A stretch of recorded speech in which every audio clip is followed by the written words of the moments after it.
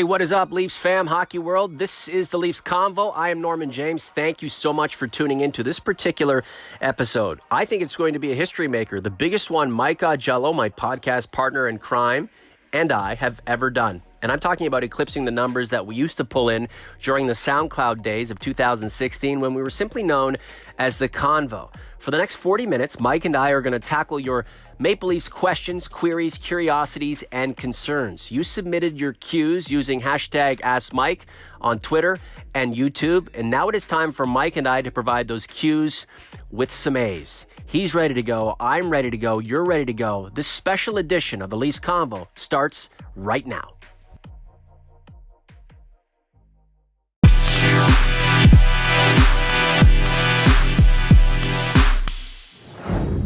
And here is our friend, the one and only Mike Hoffman. Are you packed for Texas, young man?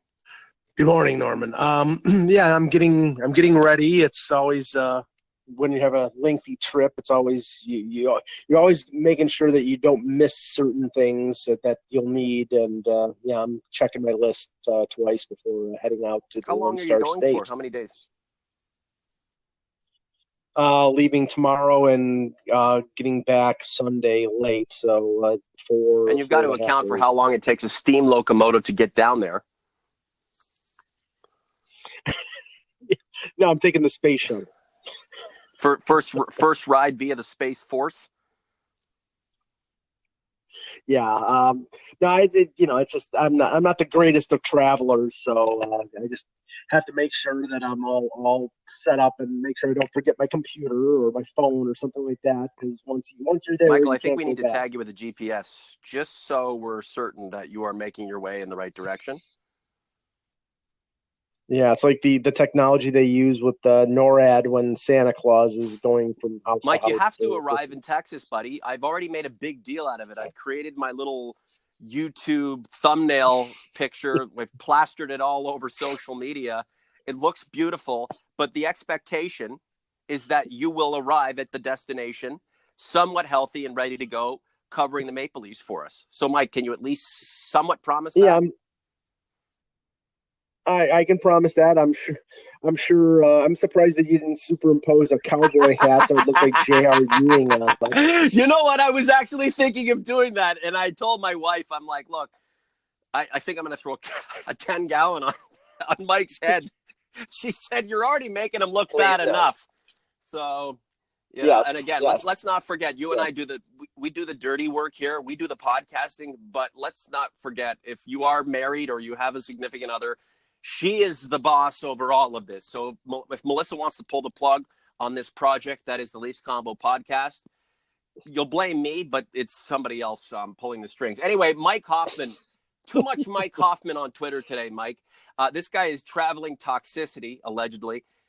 Too much of Mike Hoffman, too little John Tavares. Let's get the Mike Hoffman trades out of the way, then let's get into JT and then the Ask Mike questions, and then we'll let you start working your way down to Tejas.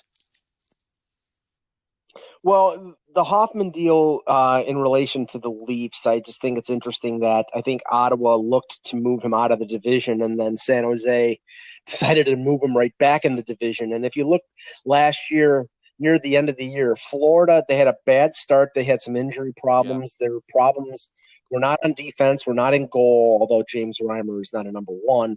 We're not up the middle because they have Barkov and Trocheck and Bukestad, but they didn't have scoring wingers, and now Hoffman ends up back in the division. He can score.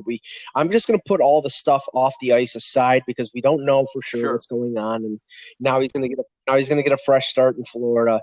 But I think it looks bad for Ottawa because they got Michael Bodker as the main piece in the deal with San Jose. Michael Bodker has been nothing but a bust since the Sharks signed him, and they clear $4 million in cap space with that deal, and then they flip Hoffman for draft picks. So San Jose may be well positioned now, even more so, to make a big pitch on John Tavares because they cleaned $4 million of dead, what they probably considered wasted money on Bodker for the next 2 years. So they're going to be, if he gets to market, they're going to be players. This is the Leafs Convo, Norman James, along with my podcast partner in crime, the Texas-bound Mike Hoffman.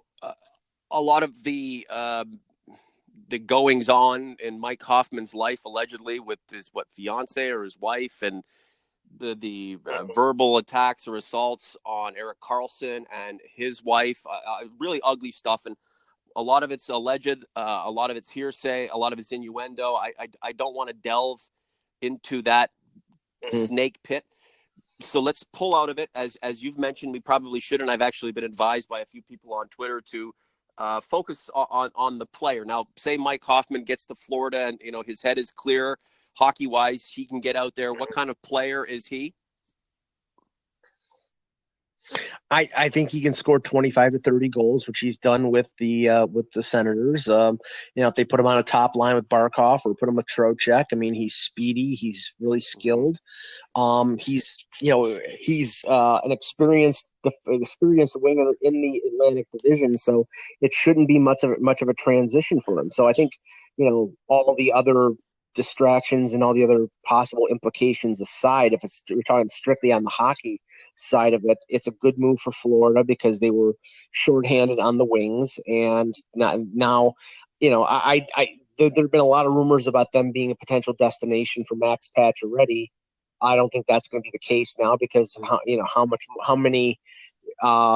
much expiring contracts can they take on, or how many young prospects or draft picks can they move? So I think Florida took a step in the right direction in terms of scoring. So that puts them in more of a challenging position for the Maple Leafs because 3 or 4 spots in the Eastern Conference probably come out of the Atlantic Division, and if Florida is improved, then it'll be tougher for the other teams, the 3 teams that made the playoffs, to make. Yeah, absolutely, Mike. But we're expecting the Maple Leafs to comfortably situate themselves in the upper echelon of this league. So whether their rivals within the Atlantic are improved or have taken a step back, my belief is that the Leafs should be able to overcome them in a season series and finish above them in the standings when all is said and done. This is the Leafs Convo. Norman James in London, Ontario. Mike Augello in Buffalo, New York.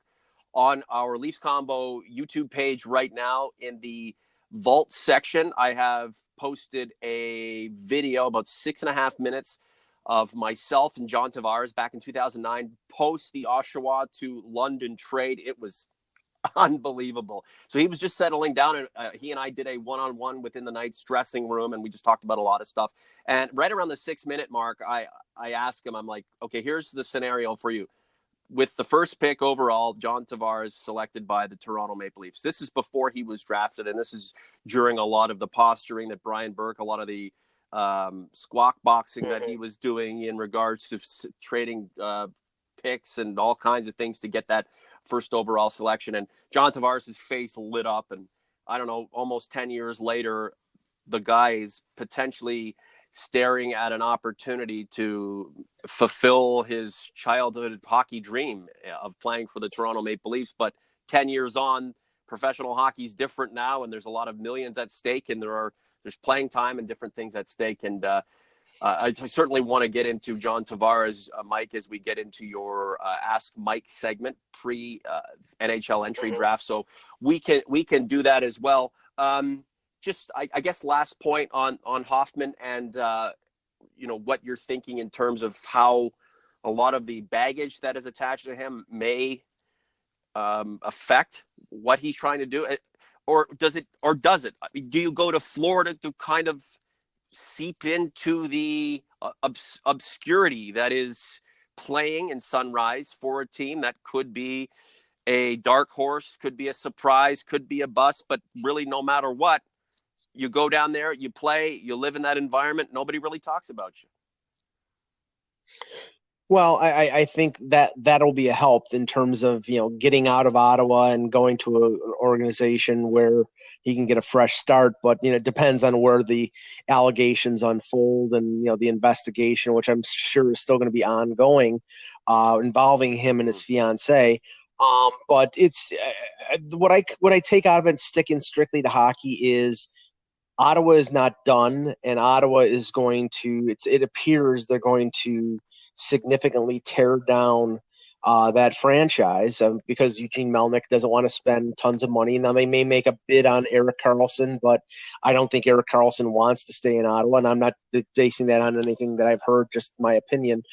And the obvious, the obvious situation. I don't think he wants to stay in Ottawa, even if Ottawa offers him what is a comparable offer at 8 years for what he would get in free agency someplace else. And they have other players like Mark Stone, who's an RFA, Cody Ceci, who's an RFA, Matt Duchene, who's a UFA after next year. So they've got 3-4 players that they have to make decisions on, and I think that this is a rebuild, and I think that that's what they're going to do, and I think this is the first of many moves you're going to see the Senators make. This is the Leafs Convo. Norman James with Mike Jello. I'm just admiring some of my arts and craft projects that included your face and pictures and silly little graphics, thumbnails for the YouTube page. But, going to YouTube school and taking the 101 test that they usually give out for people who are trying to learn how to live and die and prosper on YouTube, they tell you that the thumbnail and the imagery is ultra important. And the goofier sometimes the better.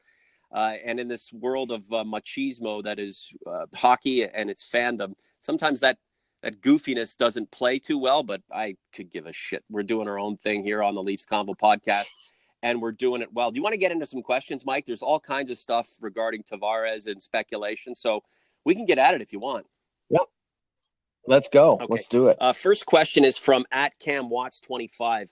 Hey, Mike, Franzen or Schenn, if you bring back one former Leafs D-man, who would it be?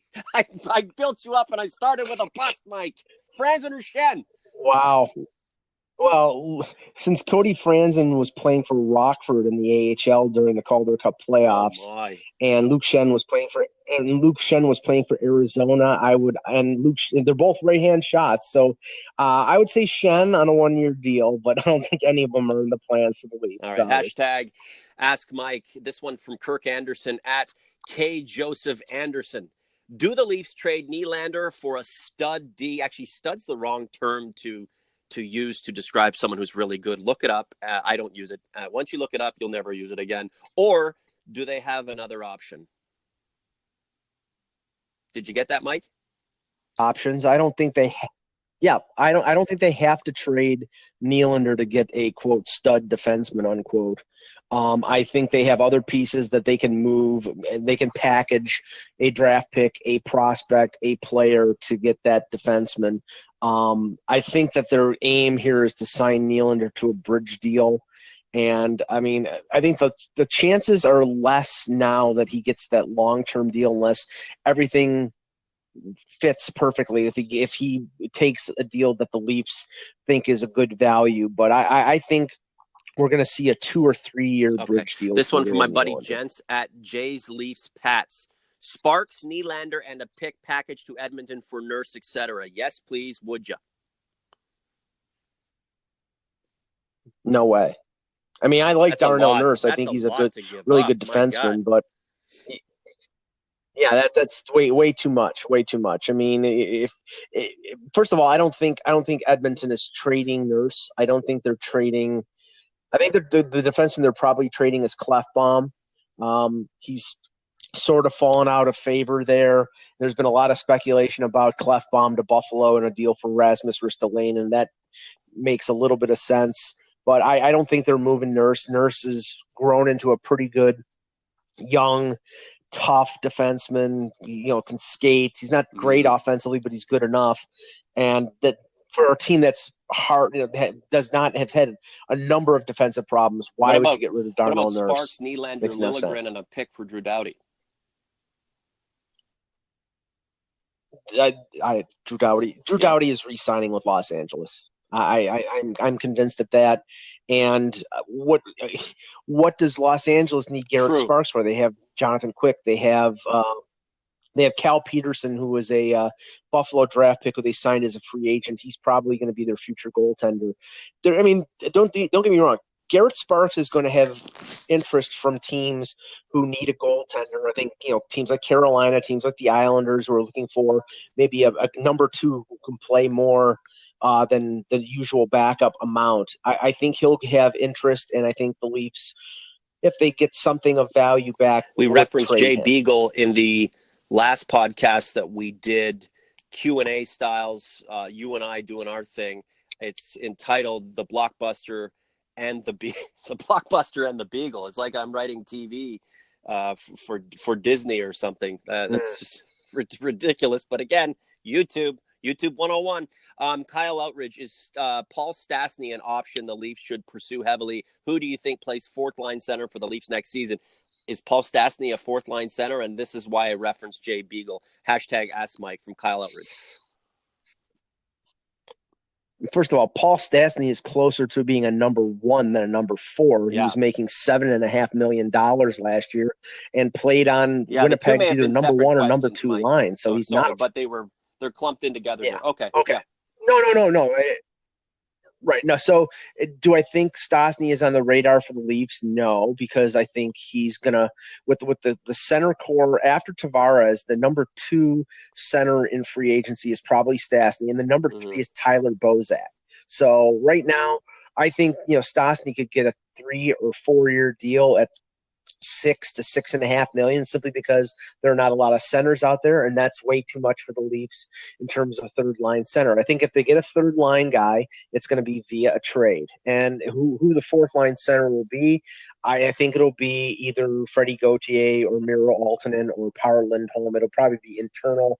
It probably won't be external. It probably will not be a repeat of Dominic Moore or Thomas Buchanan. If they have a couple guys inside the organization that they can explore fourth line with. And I this think is the Leafs Convo, Norman James and Mike Jello. I think we've reached 50 podcasts since you and I rekindled this magic, Mike, late March, and we've been on YouTube for 2 months. We're doing pretty well, man. We're doing pretty well. Massive numbers of hits and viewers and comments and downloads. It's just been spectacular. Tell your friends about this podcast. If you are a subscriber and you love what we do, tell your friends about what we are doing and encourage them to subscribe to this podcast. This is not here today, gone tomorrow. Trust me. Mike and I know what we're doing. We've been in this before. We've had this podcast rocking and rolling at peak. We took a break. Now we're back, and this thing is going to be crazy out of control. This is the place you want to be. Just legit, no bullshit. We care about hockey. We care about all aspects of the game. We're not pretentious. We bring everybody in. Mike, you wanted to say something? No, I was just going to say, if you didn't say it, if you haven't subscribed yet, please do on our YouTube channel. I come in and I ask, and people are usually like, well, then I bring in Mike Jello. Mike Jello comes in. He basically tells you to subscribe, and the subscribe button just goes completely off the hook, off the chain. Brendan Bridgman, at Mike and Buffalo at the Leafs Convo. Should the Leafs trade Gardiner before his contract expires next year, or sign him to an extension? P.S. Love the podcast. Keep up the great work. Mike? If you're asking me, yes with a capital Y. If you're asking Kyle Dubas, I don't think he's going to let you know until we either see an extension or we see him traded. So he keeps his cards close to his vest, and I think that'll stay the same. But based on, this is the thing. It is a big free agent year for defensemen, but Doughty probably re-signs with LA on July 1. We've already seen Ekman Larson. They're saying that it's a done deal in Arizona, that he's going to re-sign for 8 years. More than likely, Tampa is going to re-sign Ryan McDonough, who they traded, numerous young prospects and draft picks for. That leaves, Jake Gardiner and Erik Karlsson. And if somebody makes a big trade for Karlsson, they're probably going to want to get him signed. That Jake Gardiner could be the number one or the number two defenseman in that class. And if the Leafs haven't learned their lesson, and I think they have from what happened with Van Riemsdyk and Bozak this year, the team, I don't think that they were a legitimate Stanley Cup contender. I think they were a good team, but they had opportunities to get a number of young assets and draft picks for those players. They didn't do it, and they didn't advance in the playoffs. So to me, that was a bad decision on the part of Mike. Let's not the organization. Misconstrue our point here. We know Jake Gardiner is a top on a Stanley Cup winner. He's 3-4 on the Maple Leafs. Obviously, a top 2 guy. If you could pair him with a player of the same talent set, but with different skills, lent more to the defensive aspects of the game, maybe a little more rugged, a little bit more physical, but on par metrically with someone like Jake Gardiner, then he's fine. However, he just doesn't have that player to counterbalance the assets that he brings to the game. And then when you take him, Morgan Riley, Nikita Zaitsev, Timothy Liljegren, Travis Dermott, you've got players all within the kind of in the same ilk. And you ask yourself, which of these players is in a position to be parted with and not hurt the franchise going forward? And you look at Jake Gardiner, and he is that guy based on the fact he's got 1 year left, the money he's making.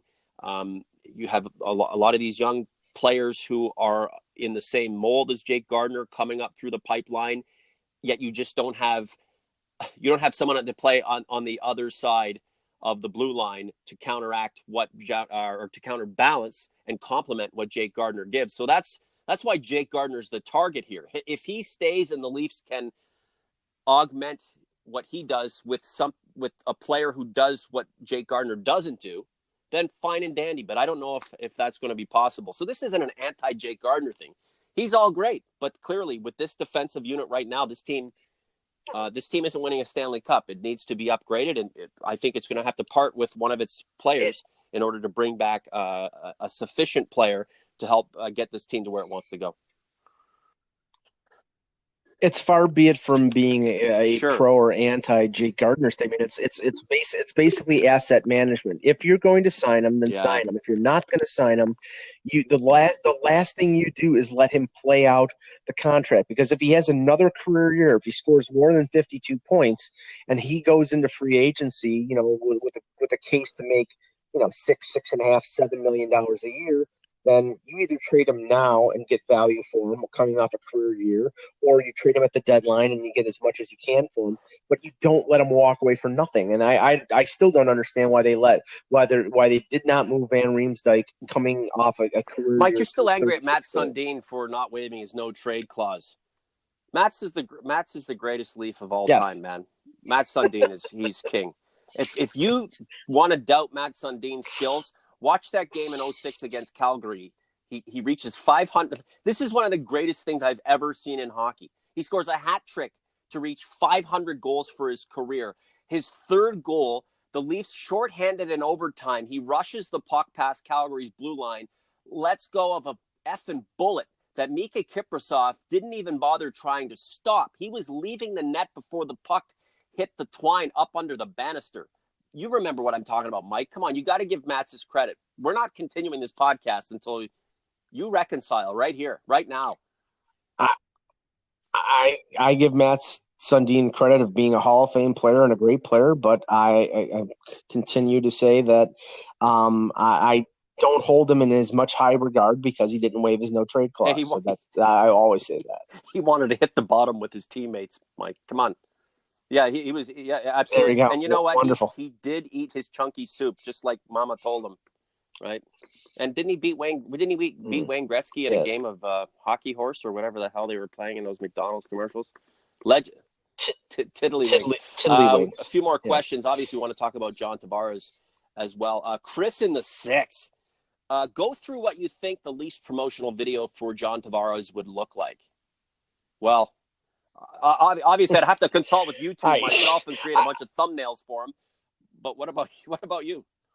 Yeah, I don't know. All I know is I think a little bit of this is being made into a little bit much because I think probably all NHL teams that are interested in a free agent like Tavares are doing something similar to this. So I think just the fact that it's Toronto and it's the Leafs and it's a signature free agent like Tavares. And we remember the hype a couple years ago when Stamkos was about to hit the market and what the Leafs did in terms of bringing in the mayor of Toronto and the CEO of Canadian Tire and all this, all the everything. It may be completely meaningless because he could sign a contract with the Islanders before the 5-day window. I think all the teams are prepared And I wouldn't personally understand it if he doesn't at least listen to other teams. And I think that that's apparently what's going to happen. He's going to now his agent is CAA and Pat Brisson, and they're based in Los Angeles. So I believe, well, I think it was Darren Drager that reported that if he gets to this time next week, which will be the 5-day negotiating window before July 1, that as many as 3 to 5 teams will probably make presentations, and I'm sure Toronto will be one of them. And this reported The video will be video. it. But I don't think that's anything different than what's. Yeah, I don't think that's anything different. I don't think that's anything different than what San Jose or Buffalo or whoever is interested in him and whoever they are deemed to listen to is going to do. And it's in the end, it's going to be where he wants to play and where he thinks he has the best chance to win a Stanley Cup. So I think it was funny. But I honestly, I think it's just a Toronto-centric story. Just get the 2 guys on the corner who make the industrial videos. It's how to install training wheels on a bicycle. Get just something so mundane and so boring. Get Napoleon Dynamite in on it. That would just be and it's almost like, hey, John, honestly, forget about the damn videos. You know what's going on here. Make your fucking dreams come true. Make it happen. Like enough of this nonsense. This is an opportunity, Mike, for a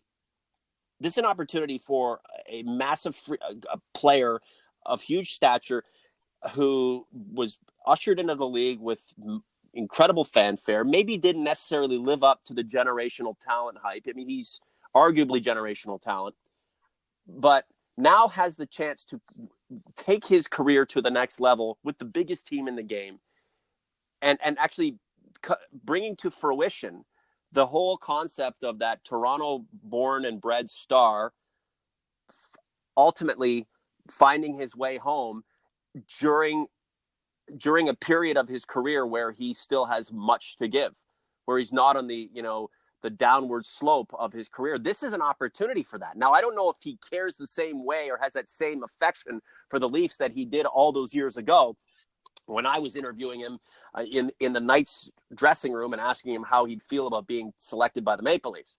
But knowing where the Leafs are and where he might be in about a week and a half's time,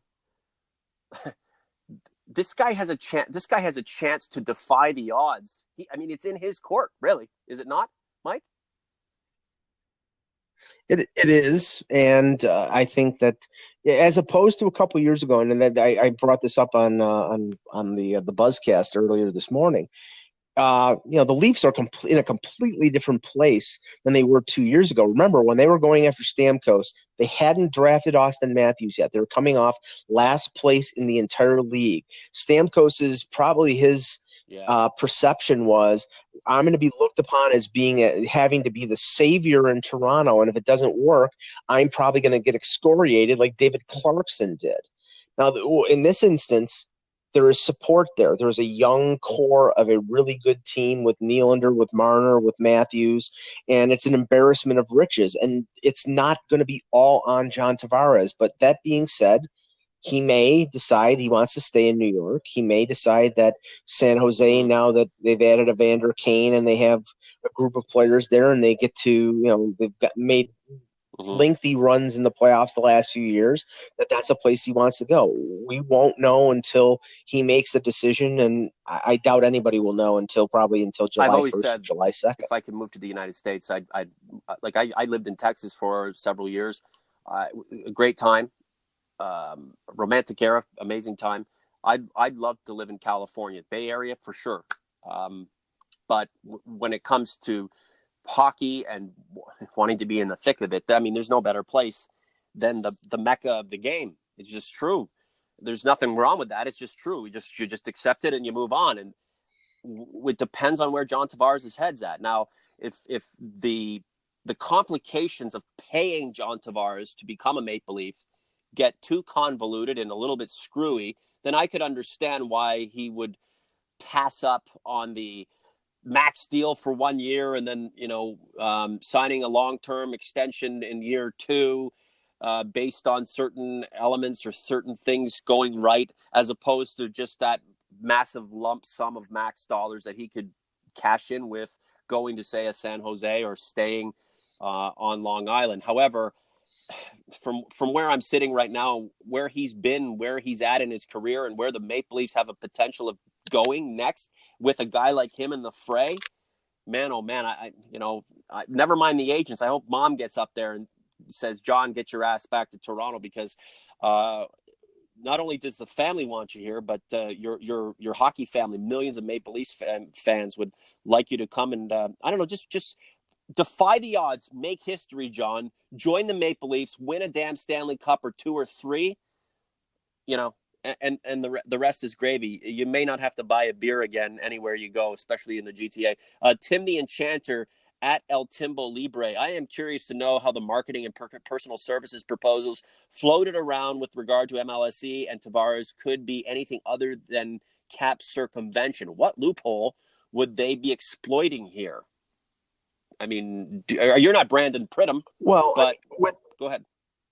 No, but with Stamkos, I mean, it's not cap circumvention if you bring in this instance, Canadian Tire, and say, well, Stephen, if you come to Toronto, we see an advertising campaign that we could pay you $2 million a year or whatever. I mean, I wasn't in the room. I don't know what the proposal was, but John Tavares and what he can earn in terms of advertising in San Jose as opposed to what he could earn in advertising in Toronto is night and day. So I think that they will take advantage of that. And I don't think it's cap circumvention to say this is part of what can make the difference here, because he goes to California, he goes to Toronto, as opposed to going to someplace like Dallas or Tampa Bay or Florida. There's state taxes, and we know that what the taxes are in Ontario are like.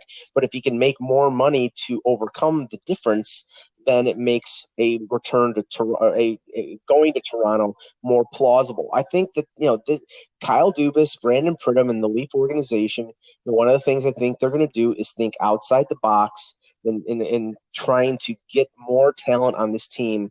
And I think they'll do everything within the rules to do so. I think he's from New York. Yeah, how are you going to pay him? How are you going to pay JT? He's asking. Sorry, I'm just paraphrasing how he's probably yelling at me right now. So how are you going to pay him, Mike? How are you going to pay JT? Well, I think that one part of it, assuming that they're not going to trade off significant assets, because that would sort of be defeating the purpose. I think the step one, if say for example they sign Tavares to a 7-year deal at say $11 million per, which is I think probably in the range of what he's going to sign for. More than likely, you're talking about William Nylander on a bridge deal. And a bridge deal, a 2 or 3 year bridge deal is going to cost you probably in the neighborhood of $4 million, $4.5 million a year. So that's not the $6 million or 6.5 or whatever that he would get on a long term deal. Then maybe you're moving out Jake Gardiner. Maybe you're you have to factor in the Patrick Marleau deal expires after not this upcoming season, but the season after that. So that opens up money. So I think it's possible, but it's gonna have to be some creative accounting by the Leafs. And one of the things, and I don't know all the ins and outs of long-term injury, but there are teams out there that have players on long-term injury, like Marian Hossa with Chicago, who are looking to deal those players.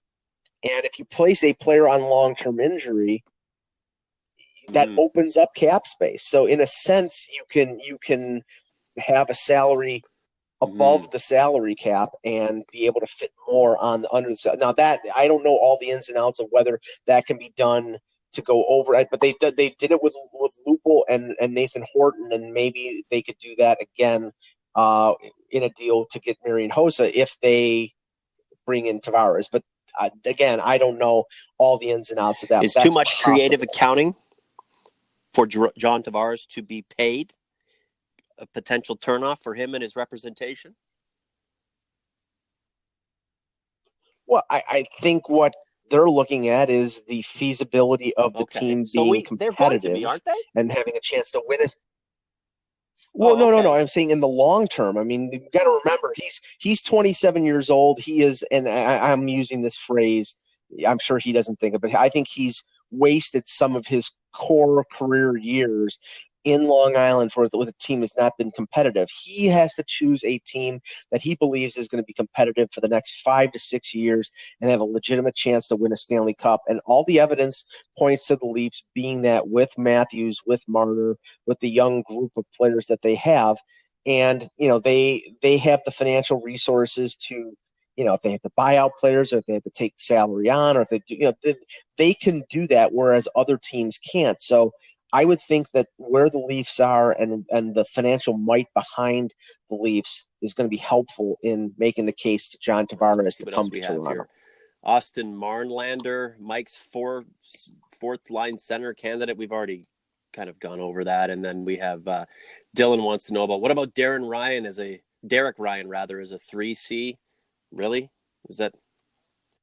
I don't think Derek Ryan is a third line center. Like I don't think Jay Beagle is a third line center. I think they're good fourth line centers. But the problem is in this free agent class, like I said, when your top three centers are Tavares, Stastny, and probably Tyler Bozak. That Tyler Bozak is going to get 3 or 4 years at probably $4.5 million, and everybody else will be overpaid because there's not much out there in terms of centers. That means Beagle probably gets $2.5 to $3 million. I don't know what Ryan's going to get, but the prices will be elevated, and when they are elevated, that makes the transaction of acquiring them less palatable because you're not getting the best bang for the buck that you can get. That's why I think I think the Leafs, for their number 3 center, if they don't hit the home run and get Tavares, I think they're going to look for a trade where they can bring in a player who's got 1 year left in a contract because they have tons of cap space. They probably would get somebody relatively cheap if it's somebody with a big cap hit. Or a guy like Vladislav Nemestikov from the Rangers, who was in Tampa. And is a pretty decent forward. It wouldn't be too expensive, and they could probably get him for probably a draft pick. I mean, we can ask as many questions as we want and throw out as many possibilities, prognostications as answers as we want, but we just don't know until things happen with the Maple Leafs, and we are hoping that a lot of positive things happen or transpire with the Leafs over the next couple of weeks. Last one, Eli Cohen, our friend who's been a Leafs Convo listener since the get-go, at Eli362. Just watched the 94 playoffs. Gilmore and Andreychuk were great penalty killers. Why don't Matthews and Marner do the same? The Leafs didn't even have a center on their penalty kill units this year because of their lack of experience, he asked. If so, will they kill penalties at a later date? I responded with Mitch Marner was an unbelievable PKer in junior, but Dale Hunter had Marner, Dvorak, and Tkachuk out all the time. I mean, these guys were trained to play all 3 zones. But in the NHL, young player like that, second or third year, I mean, Mitch Marner he's growing, he's getting better, but Mike Babcock probably wanted him to be a little more focused on a certain aspect of the game while having other players on the team concentrate on, the things like the PK. Mike, you want to answer his question? Then we'll probably book it here. Well, they didn't. They used Bozak as a penalty killer at times. They used Plekanec after they acquired him. I mean, they did use centers at times, but it was mostly Komarov and Connor Brown and Zach Hyman. And I think they don't use their stars because they don't want their stars blocking shots and getting hurt. Not to say that Connor Brown or losing him or Hyman would be acceptable, but I think they don't want their star players getting hurt. They want the speed, and I think Matthews and Marner are speedy, but I think the guys that they had penalty killer. I mean, Kapanen was a game breaker as a penalty killer because of his unbelievable speed. And how many times did he get breakaways during the latter part of the season and into the playoffs? So. I think the approach for the Leafs in terms of their penalty kill is good. I think they're going to continue to use their wingers, their defensive forwards, the guys with speed. I think the thing that will improve them the most in terms of penalty killers will probably be getting a defenseman who can clear to the front of the net, because I don't think Roman Polak's going to be back, and I think you need more than Ron Hainsey and Nikita Zaitsev to kill penalties. But I don't foresee them heavily using Matthews or Marner. I like when we ask a question or ask people to submit their questions for our podcast segment, and then these dipshits come along and try to answer the questions for us, or for that person who's asking the question, as if that question doesn't need to be asked, or this podcast doesn't need to continue on. It's like, guys, man, we're trying to create something here. But it's funny. They're all kind of just cherry picking some of the stuff we do. That's just a personal comment. But if I don't get the answer from Mike Augello, to me, the answer's still at large. Do you have anything else you want to add, Mike? Maybe some personal hunch and expectation. People love that kind of stuff, Mike. You just want to throw it out there, and whether it happens and turns out to be true in the end really doesn't matter. I think people right now are just buzzing off a lot of adrenaline and a lot of expectation for the draft on Friday and Saturday, and of course free agency on July 1st. Man, what a time this could be for many teams, including the Maple Leafs. Last point to you. Well, I'll stick with my prediction, and again, anything can happen in the draft, and they're not going to be able to zero in on one guy at number 25 overall. But if they do pick a particular position, I think it will be a center, simply because there are a lot of centers that are slated to go at the bottom of the first and top of the second round. I did a column a couple of days ago on Hockey Buzz where I listed about, I'd say, 7 or 8. I think that that's the direction they'll go, and because the organizational depth at center, past the guys that I mentioned for fourth line, they really do not have a young center other than Adam Brooks in the organization. They drafted one last year. They're really bereft of center prospects, so I think they need to have a developmental center. And that they'll probably, if they keep the first round pick, and that's the other thing, I think Kyle Dubas, the chances are just as good that he's going to trade that pick, either trade down and get extra picks or trade out in terms of getting a defenseman. He may have to include the first round pick as part of a package, but I think that those are distinct possibilities of trading down or trading Mike, out. If the Leafs don't add a significant component come training camp, but have accessorized, are you okay with that? Yeah, I'm okay with it. I don't think it's going to be what the majority of the fan base and what will make it wants and what will make a difference. But I think that they need to add on defense, add a significant piece on defense, and they obviously have to plug the holes up the middle. And if they do that, I think they can, continue the upward climb towards being a Stanley Cup contender. If they sort of just internally address things and pick at the edges and get a depth defenseman, they could make the playoffs, but I don't think that I think they remain sort of a dark horse at best in terms of. Well, this team should be making the playoffs every single year from now until, I don't know, when Austin Matthews decides to hang them up or leave the organization. This team now is in a new, it's at a new level, right? It has new company that it keeps, and that company is one step below the elite company. And if you bring in John Tavares and then go get a defenseman to help Jake Gardiner keep things under wraps back there, or you move Jake Gardiner out and bring someone back of the same caliber but with a different sort of more defensive skill set, this team moves it up into elite company. Listen, Mike, thank you very much for answering all those questions. Another superb podcast. 95% to you, 5% to me, because I'm just the adhesive here, the gel that binds. We wish you safe travels down to Texas. Get down there, do your thing, and promise us that once all of your other work is done, because you have your hands in a lot of pots, right? You're doing a lot of different things down there. Once things calm down, if we could get you on the blower while you're in Texas to do another podcast, that'd be great. Sounds good. Bye, thanks, Mike. Norman.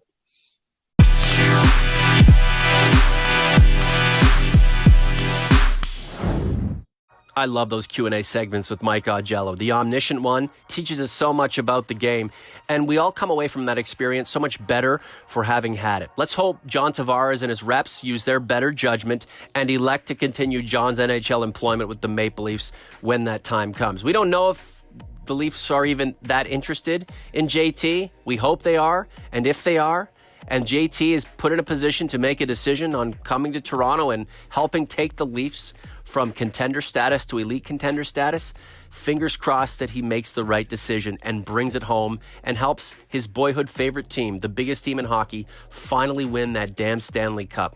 Oh, man. Wouldn't that be something? Bonfire.com/TLC-gear. That's where you can buy your Leafs Convo t-shirts. Another 2 weeks to get your hands on them. Want to see if we can spike up sales so we can help to support this podcast in ways beyond just listenership. Takes a lot of work and a lot of effort and a lot of time. We're in it for the long haul, and any way you can support us, we'd appreciate it very much. We're growing every day, getting bigger and better, and it's all because of you and the great Mike Augello, who heads to Texas. We wish him safe travels. For Mike, I'm Norman James. This has been the Leafs Convo. We'll talk to you real soon. Peace out.